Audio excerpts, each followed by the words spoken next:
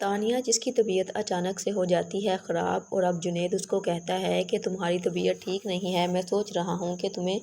Doctor کے پاس لے جاؤں، لیکن تانیہ اس کو منع کر دیتی ہے کہ میں تو ڈاکٹر کو چیک اپ کروا رہی ہوں۔ تو جب جنید پوچھتا ہے کہ ڈاکٹر نے کیا کہا تو تانیہ جنید سے جھوٹ بول دے گی اور کہے گی کہ صرف اس کا بی پی لو ہو گیا تھا، اسی وجہ سے اسے چکر آ گئے تھے، جبکہ تانیہ پریگننٹ ہے۔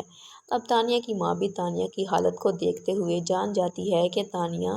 ایکسپیکٹ کر رہی ہے، لیکن تانیہ سارے گھر والوں سے یہ خوشخبری چھپانا چاہ رہی ہے۔ وہ اس بچے کو نہیں لینا چاہتی کیونکہ وہ جنید کے ساتھ رہنا ہی نہیں چاہتی، اس لیے وہ کوشش کرے گی کہ وہ اس بچے کو ہی ختم کر دے تاکہ وہ پھر سے زاویار کی زندگی میں شامل ہو سکے۔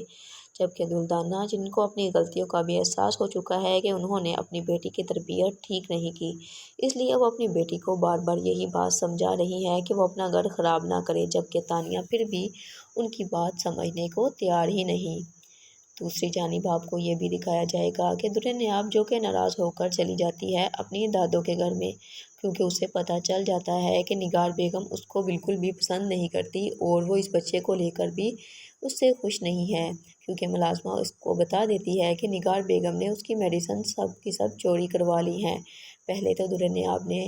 کو اس بات پر یقین ہی نہیں آتا، لیکن جب درنیاب کو اس حقیقت کا پتہ چل جاتا ہے تو وہ گھر چھوڑ کر چلی جاتی ہے۔ جنید جو کہ درنیاب کو منا کر تو لے آتا ہے، لیکن درنیاب بالکل بھی نہیں آنا چاہتی تھی کیونکہ اسے سب گھر والوں کا رویہ بالکل بھی برداشت نہیں ہو رہا۔ اب زاویار جب آتا ہے گھر میں تو نگار بیگم پھر سے زاویار کو اس بات کے لیے مطمئن کر لیتی ہے کہ وہ نیاب کو ڈیورس دے دے، لیکن دادی اس کو کہتی ہے کہ تم درنیاب کو اس طرح ڈیورس اب نہیں دے سکتے ہو۔ زاویار پوچھتا ہے لیکن کیوں؟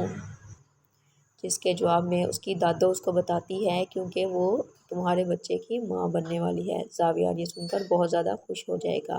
اور اب وہ درنیاب کو ڈیورس نہیں، لیکن نگار بیگم پھر بھی کوئی نہ کوئی چال چلے گی تاکہ زاویار مجبور ہو جائے اور درنیاب کو ڈیورس دے دے۔